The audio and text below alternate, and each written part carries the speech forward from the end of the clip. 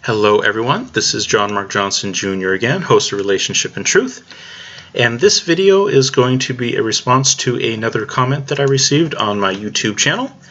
This time I'm going to be responding to one Dale Lee. And Dale Lee was responding to the video I did on the long ending of the Gospel of Mark. You can see that over here.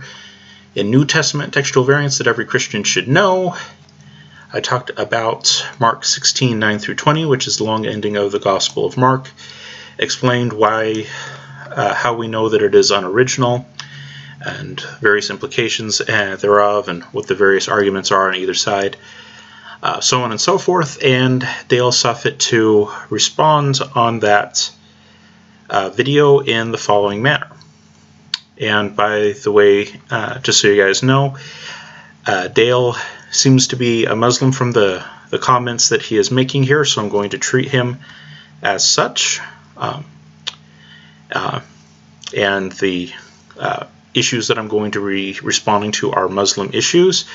If that happens to be incorrect, I apologize, but everything that he says here seems to be in accordance with an Islamic understanding of history and an Islamic worldview, so I'm going to assume that Dale Lee is in fact a Muslim. Alright, so to start off with, he says, I don't mean to butt into your teachings. I think he means butt into your teachings. That's the standard English phrasing there, and some people just don't know that even in English. And if Dale is from another country or whatnot, he might not know the lingo, so I'll give him a pass on that one. But he says, I don't mean, and I think he actually means, but I don't mean to butt into your teachings. But according to Christian scholars, none of the original disciples wrote the Gospels should be that bear their names. That is an interesting claim, Dale, or Mr. Lee, however you prefer to be called. I'll just go ahead and say Mr. Lee just to be respectful. If you have another title that you go by, very well, but I'll just call you Mr. Lee for now. That's an interesting claim that you make, that Christian scholars say that none of the original disciples wrote the Gospels that bear their names. If that is the way that you're going, then you've got a lot of work to overcome. And a lot of it has to do with terminology. For example, when you say Christian scholar, what do you mean? Do you mean a scholar who happens to study Christianity, or do you mean a scholar who is actually historically Christian in a historical biblical sense of the word? Or do you mean a group, someone who is from a group that has developed much later, that is frankly much more liberal? Because frankly, I don't know of any biblically, historically Christian scholars who would say that the Gospels aren't written by the people that they are, that they claim to be written by. Now, are there scholars out there who study Christianity who are not Christians, but they study Christianity who would disagree with that? Yeah, there are. There are non-believers out there who would disagree, certainly. And are there people out there who would claim to be Christians who would disagree, but also happen to belong to groups that are not historically or biblically Christian, that are much more liberal in their take on things? Yes. And would I accept testimony from either group without any substantiating evidence? No, I would not. Because all that would prove is that if it's from a non-believing scholar who might study Christianity, but from a non-believing scholar, all that proves is that non-believers don't believe. And regarding the later developing forms of Christianity that left its historical and biblical roots, if they don't believe that the Gospels were written by the people that they claim to be written by, historically speaking, Christian history speaking, then all that proves is that heretics don't agree with the truth. Without anything more to back that up, that's just an empty claim. And if you are indeed a Muslim, you have the same problem on your side. There are Islamic scholars who do not believe that even Muhammad existed. Now, when I say Islamic scholar, I'm not saying that they themselves follow the teachings of the religion of Islam.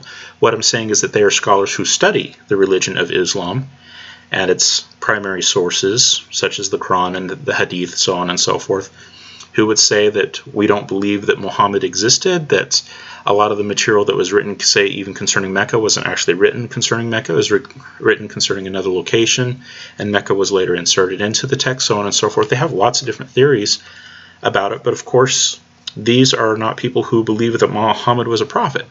So of course they're going to believe rather interesting and strange things. Also within Islam, there's variations of groups. Not that I'm not saying that they're all true historically Islam, but they call themselves followers of the religion of Islam. They call themselves Muslims. They say that they're Semitic, like the Ahmadi Muslims, for example. Whether or not they're true Muslims is, of course, a matter of dispute. They would say that they are, but the fact of the matter is that they are a later developing group that is, by comparison, quite a bit more liberal than the Shiites or the Sunnis. And if they happen to adopt some beliefs and practices and say that they don't believe that everything that supposedly came down from Muhammad actually did come down from Muhammad, they reject some of the Hadith, so on and so forth, then would you, as a practicing Muslim, follow them? Well, if you're Ahmadi, perhaps you would. But the Shiites and the Sunni definitely would not. Especially not without any kind of corroborating evidence. And that's the same thing that you've presented me with. You say Christian scholars say that none of these books are written by who they say they are written by. But you don't provide any evidence of this, and you don't even use the term Christian scholar very carefully. What I think you're talking about is either scholars who study the religion of Christianity but don't believe it, or you're talking about those people who claim to be Christian but are not in any historical or biblical sense and are in fact quite liberal. So all that you've proven to me is that unbelievers don't believe and that heretics don't believe properly. It's not really significant without any further evidence. Okay, so major problems with that. But there's another issue that you're putting forward here, is that saying that the Gospels were written by the original disciples that they claim to be written by. And this one is a very problematic thing for someone who's actually read the Bible, and especially the New Testament, in that the Gospels don't claim to be written by disciples. The Gospels don't bear the names of disciples. Not entirely. There are 4 Gospels, and 2 of them claim to be written by the original disciples of Jesus, the 12 disciples of Jesus, and there's 2 of them that claim to be written by the associates of these original disciples. The 2 original disciples that give us Gospels are Matthew and John. And then the 2 who are associated with those original disciples but are not those original disciples would be Luke and Mark. Now, anyone who's actually read the New Testament knows all of these names. They know that Matthew and John were original disciples and that Luke and Mark were not. So when you say this, what you betray is that you don't really understand the New Testament, and that you have evidently not read, at least not with any level of understanding, and actually seeking to put things together. Because we don't believe that all of the Gospels come from members of the 12 disciples. We only believe that 2 of them do, and that 2 of them come from their associates. So when you use the term Christian scholar, you don't differentiate very well. What I think you mean is either unbelieving scholars who study Christianity, people like Bart Ehrman and those kinds of things, in which case you're only proving that unbelievers don't believe, especially if you don't provide any more proof than that. And then you could be talking about those people who call themselves Christians but are really heretics, who are very liberal, who don't keep to the original teachings, in which case you've proven that heretics don't believe correctly. Big surprise there. You don't provide any more evidence than that, so there's nothing more to go on there. And then you also say that this is about the original disciples, but like I said, only 2 of the Gospels were written by the original disciples, and then the other 2 were written by their associates. It's not... your understanding of what's going on there in history is obviously very incomplete. And please understand that I mean this with the greatest amount of respect, Mr. Lee. You just simply don't know what you're talking about. You don't know. Okay, you obviously have not studied Christianity well enough to actually interact with this on an intelligent level yet. And I don't say that to be mean or rude or anything like that. but you just don't know what you don't know. In the same way that I don't know a whole lot about Islam. But I do know that it's not going to be very convincing of me to talk about non-Muslim scholars who study the Islamic sources who don't believe that Muhammad existed. I realize that that's probably not going to convince any Muslim. Okay, especially without any further evidence. And I'm also not going to reference the Ahmadi Muslims when I'm talking to the Sunnis or the Shiites, because the Ahmadis are of much later developments. They have left some of the historical tenets of Islam, so on and so forth. And because of that, their input isn't going to be all that significant in a lot of conversations. I'm not going to try to disprove Shiite or Sunni beliefs on the basis of what the Ahmadis say. That's not a good standard. It's not a consistent standard. So I wouldn't do that to you as a Muslim. I wouldn't be inconsistent in that way of trying to use unbelievers against you or people who believe falsely against you. Please don't do the same with me, especially without any further evidence. All right, and then in the next paragraph it says here, the Greek word used is kata, and this means accorded to, meaning the church decided to give the anonymous gospels the disciples' names. Like I said, you just don't know what you're talking about, Mr. Lee. You don't. Okay, it's very obvious that you don't.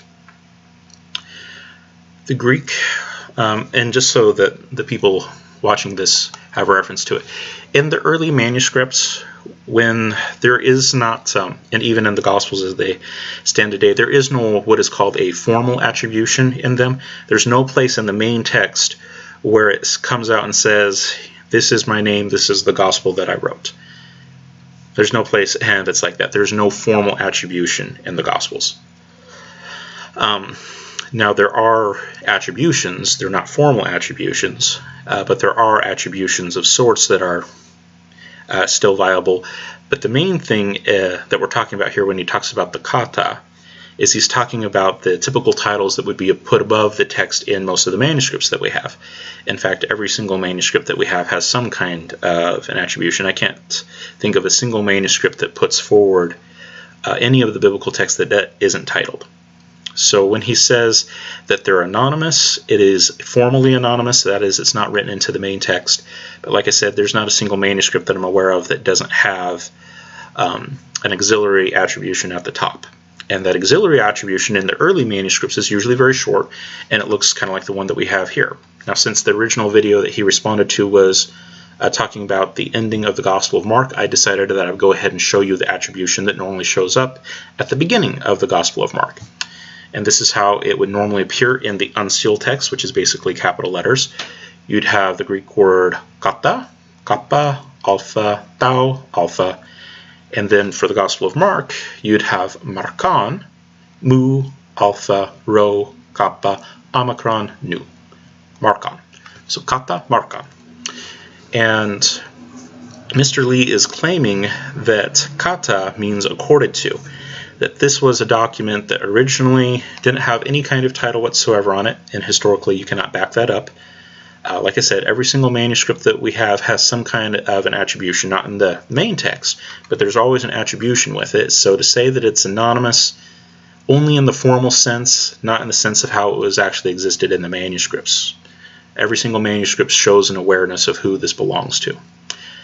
All right, so, but in the text itself, it'll have kata, Markan, or Lucan, or whoever the author happens to be.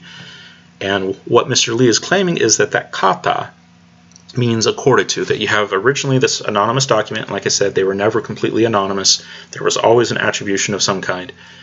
But he's supposing that they're originally completely anonymous in every sense, and then the church said, well, we think that this belongs to so-and-so. We're going to attribute it to them. It has been accorded to this person. It has been accorded to Mark, because that's the example on the screen here. So that's the example that I'll use. Supposedly from this person. Accorded to Mark. Major problem with that is that's not what kata means. Kata is actually a preposition, and you can see this in pretty much any lexicon in there. Let me see if I can bring up the word here. Okay. And I'm not going to get into a lot of detail on this one, but if you want to look up Kata in a reliable lexicon, the first one that comes up here is Friberg. This particular source, Bible Works, also has in it, what are some of the other ones it has? It has Gingrich in here, his lexicon. Scrolling, Donker. And then, does it end with Donker on this one? It might not. I can't remember. Is it just Donker and Gingrich? I think there's another one in there. But anyways, there's lots of material in the actual lexicons themselves. I don't want to take too much time going through all of that. But kata is a preposition. And what it means in and of its most basic sense is downward movement. Now, when it's used with the genitive, and this gets into some of the picky aspects of Greek grammar, when it's used with the genitive, that it's usually in a very literal sense, a very literal downward movement. When it's used with the accusative, though, such as it shows up when it's being used with titles, for example, and the title kata markon, it's not being used literally anymore, instead it's being used figuratively, so coming down from in a figurative sense. It doesn't mean that this is being attributed to anyone. It doesn't mean it's accorded to in the sense of just being tacked on. No, it means this is coming down from, either in a literal sense if it's being used with the genitive, or if it's being used with the accusative, it is being used in a figurative sense. So this does not mean that Markon was literally standing up in a high place and then threw down the text or something like that. It's being used in a figurative sense of saying that this comes from his hand. It has come down to us through the corridor of history from Mark. Okay, there is absolutely no way in which kata means accorded to or attributed to or anything like that. That's not how the word is used.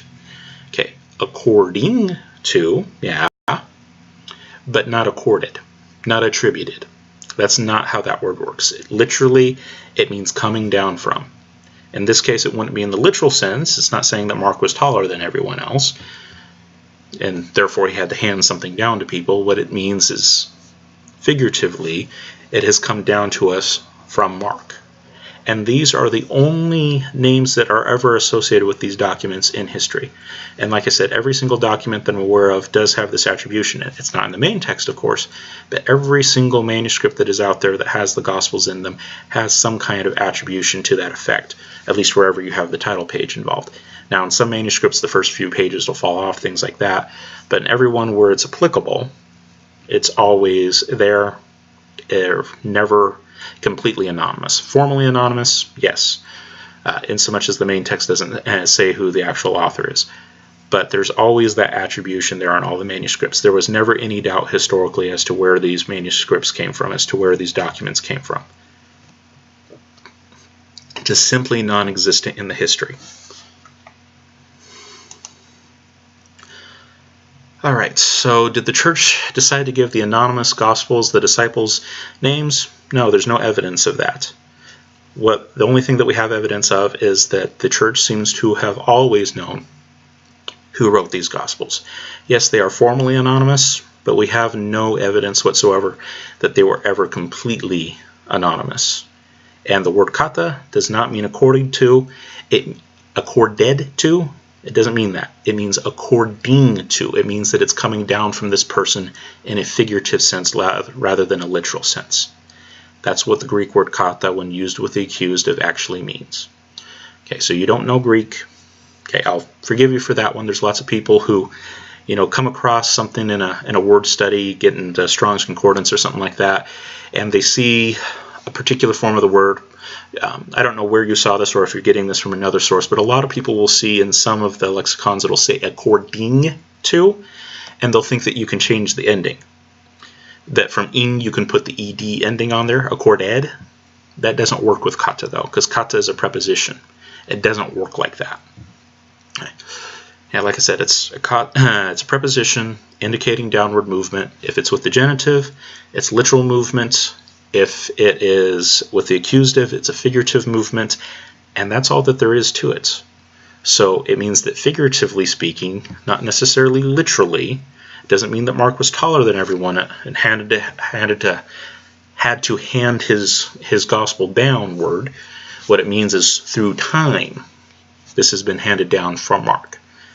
Okay, and it's basically the same way that we'd use the phrase in English today. If somebody said, where does this shirt come from? And I say it came down from Walmart. It would be maybe a strange turn of phrase to a certain extent, but people would know what I'm saying. Where did it come from? It came from Walmart. It doesn't mean, well, I'm not entirely sure, so I'm going to assume it was Walmart. It's not what that means. If I say that this has come down from Walmart, I mean that it came down from Walmart. And that's the same thing that we have with the use of kata in the titles. And like I said, every single manuscript that I know of that has the applicable starting page of the Gospels in them always has some kind of an attribution. The earlier manuscripts have shorter attributions. The titles tend to grow as time goes on. People start adding more things into it in that sense. They start, almost giving a little bio of who the author was. But from the earliest times, these were always attributed documents. And not attributed in the sense of just randomly assigned to someone, but there was always some kind of a designator in the text itself to say this comes from so-and-so. There was never a time where they were actually completely anonymous. Formally anonymous, yes. Completely anonymous, no. All right, I've beat that one to death. Let's move on here. Next thing that Mr. Lee says is, so the title itself is a blatant forgery and is deceit and devilish because everyone thinks the original disciples wrote the 4 Gospels and they didn't. No, Mr. Lee, that is not correct. The titles are not blatant forgeries. There is not any other attribution in history that occurs, meaning there are no, and by that I mean there are no other potential authors for these documents other than the ones that have always been listed as being their authors. There's no other alternative. Okay, there's no reason to believe that the titles that were put with these books are not the right titles. They are there from the earliest point that we have record of them. Okay. Just like from the earliest times, the Quran was always attributed to Muhammad. Okay, and there's no reason to doubt that. Now, like I said, there are non-Muslim scholars of Islam who have put forward the idea that Muhammad didn't really exist and that it's basically a forgery in that sense. The book itself claims to be from Muhammad, but he didn't really exist. He was something that was created by other people. There are scholars out there who believe that, but like I said, they're not exactly believing Muslims, and without any substantial historical evidence, it's really hard to support that. Yeah, they can claim that the title was, that the name Muhammad was inserted all that they want to, but the fact is, from the earliest times, the Quran was always attributed to Muhammad. All right? So is there really a good reason to doubt it just because some modern scholars who are not believers, who are looking to be skeptical of the Quran, or wind up being skeptical of the Quran? Is that a good reason to abandon faith in the Quran in and of itself? No. And it's not going to be the same case for Christians either, that just because there are some secular scholars out there who doubt that these attributions are correct, does that mean that we're going to abandon it on that basis? No, not any more than Muslims would abandon the Quran on the basis of some scholars who claim that the Quran wasn't written by Muhammad. Okay, and like I said, throughout history, just as with the Quran, just as the Quran throughout history has always been attributed to Muhammad, so it is the case that the Gospels have always been attributed to Matthew, Mark, Luke, and John. Which brings me to the next point of what you said here. You bring up the original disciples again. Again, if you've read the New Testament, you know that the 4 Gospels are not written by just disciples. 2 of them are written by disciples. The other 2 are written by associates of the disciples. Okay. That's a really important distinction that you keep failing to make, which tells me that you really don't know the texts. You really don't know what you're talking about, and so what I'm guessing here is that you're getting your information from someone else. You haven't actually done the research yourself. You haven't read the documents yourself. And until you do that, it's going to be really hard for you and I to have anything close to a meaningful conversation. Okay, and just as it would be really hard for me to convince you about anything about the Quran unless I had actually read the Quran. I'm assuming that you're a Muslim, of course. Okay, if I come to you and I tell you all the problems with the Quran, but I've never read the document myself, and I don't actually show any awareness of what the document actually says, of what the Quran actually has to say, well, then you're probably not going to take me very seriously. And the same thing goes here. You're talking about the Gospels, but you don't know what the New Testament itself has to say about the Gospels and who the various people who are involved are. That only 2 of them are actually disciples and the other 2 were their associates. You don't know a basic fact like that, evidently, and that's kind of important. Okay, so when you talk to people about these kinds of things, and if you want to, disprove what they're saying, you really need to make sure that you know where they're coming from and what they're actually talking about. You can't go on secondhand information like this. All right, moving on to the last paragraph here. Mr. Lee says, also, the original Gospels are lost. So whoever actually wrote down Jesus' true teachings and not these corrupted scriptures that have been changed and are full of errors, whoever wrote the original, their writing has been lost, or the Vatican has it, or it's hidden in some cave. Allah knows best. That's what the part down here says. Allah knows best. Again, that is just simply a claim, Mr. Lee. You say that the original Gospels are lost. According to who? According to scholars of Christianity who are not believers, according to scholars who do claim to be Christian but belong to later developing heretical groups that are not historically or biblically Christian. According to those kinds of people, they might claim that the original Gospels are lost.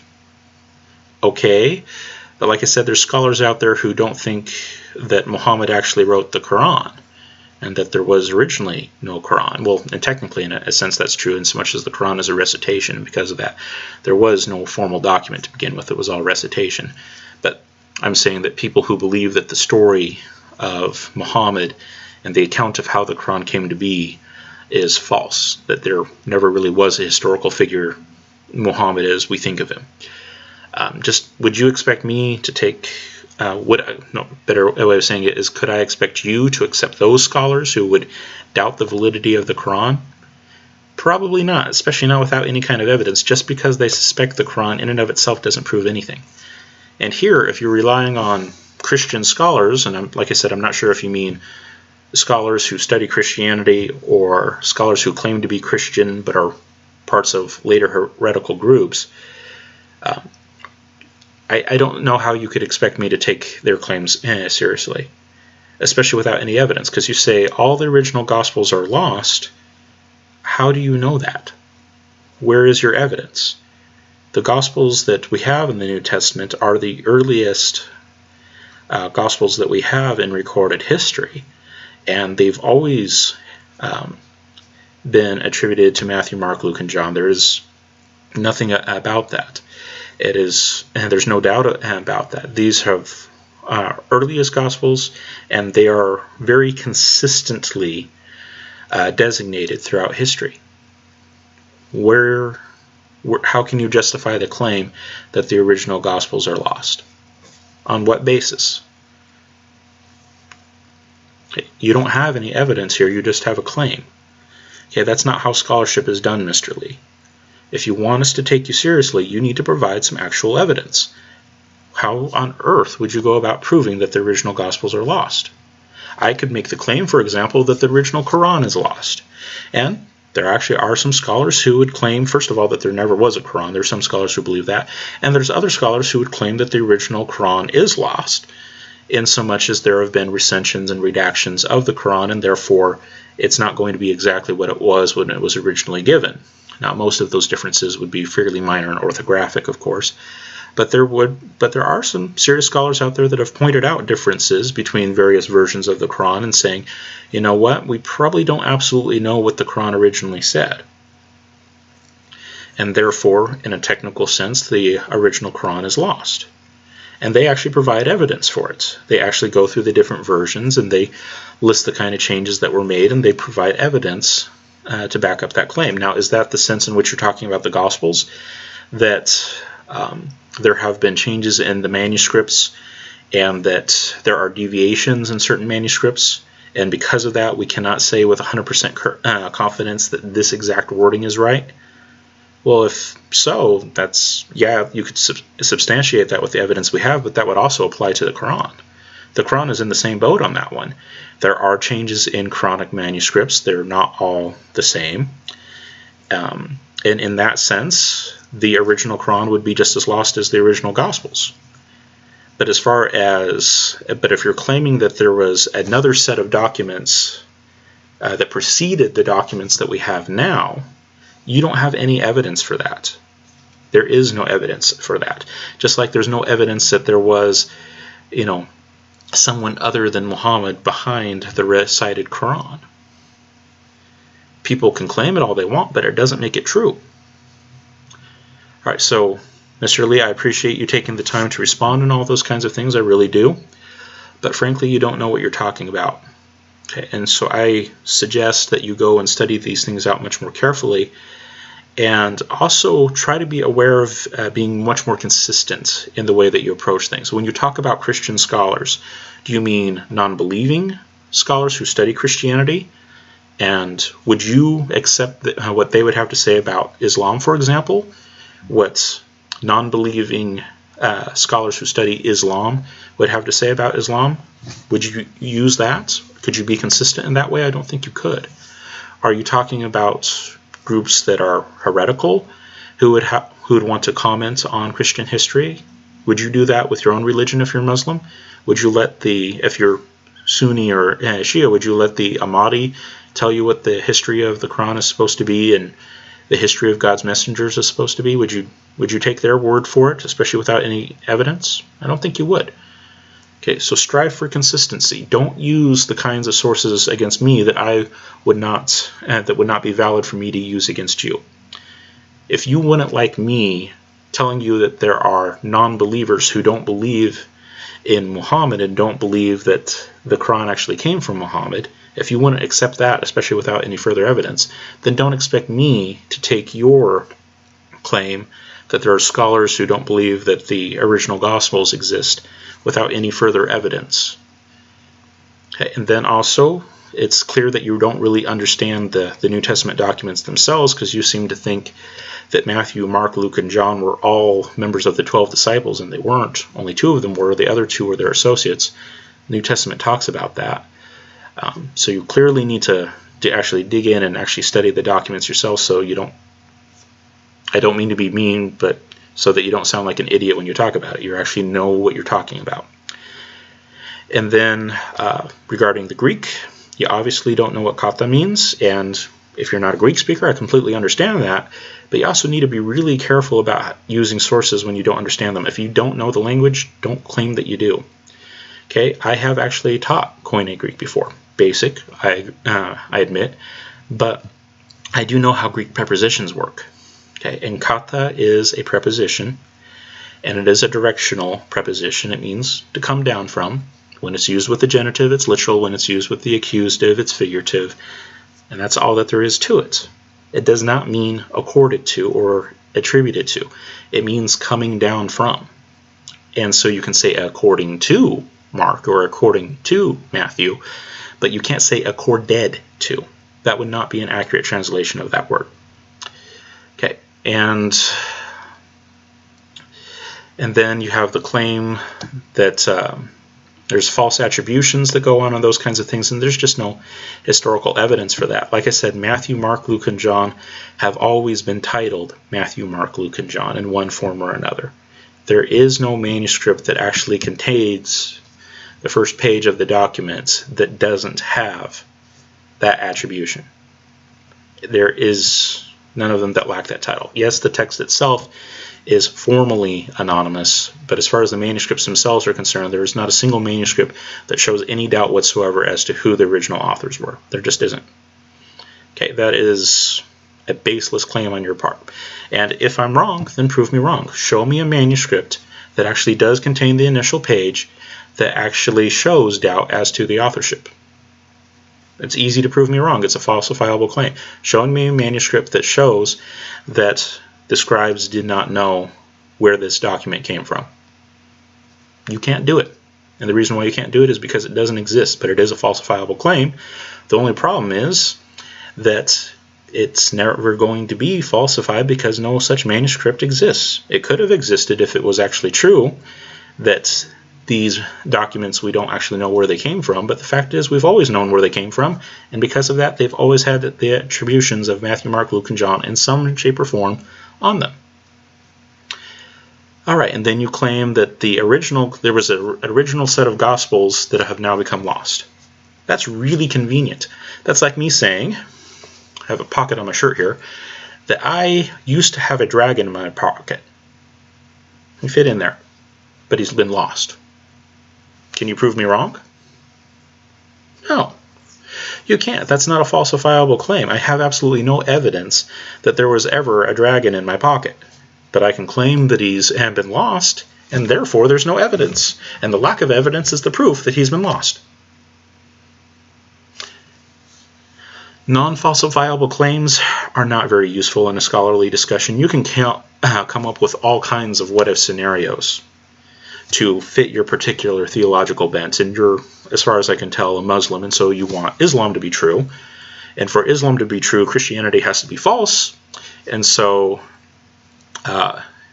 Islam happens to say one thing about what Jesus taught. The Christian Gospels happen to say a different thing about what Jesus taught. So the Christian Gospels must be false. So the easiest way is to get rid of them. They're not original. The dragon in my pocket was lost. And he's not here anymore, so that proves that I was right. Well, the Gospels that we have now don't teach what we want them to teach, and so the originals must have been lost, and we don't have them anymore, and so that proves that they were lost. Do you think I'm going to buy that? No. No. Alright, so thank you very much for your time and attention, but this is really weak argumentation, dude. It really is. Mr. Lee, I appreciate the time and effort, but you don't know what you're talking about. Okay, and if you're going to convince a Christian of anything, you've really got to step up your game. Because this ain't going to do it. Not to anyone who actually knows what they're talking about, at least. For those of you who are in Christ out there, go with God and be blessed. For those of you who are not, including Mr. Lee, I pray that you would come to understand the true Christ of history.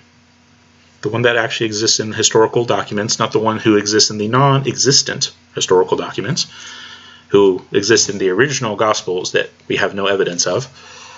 I pray that you come to know the true Christ of history, the only genuine Savior of mankind. Amen.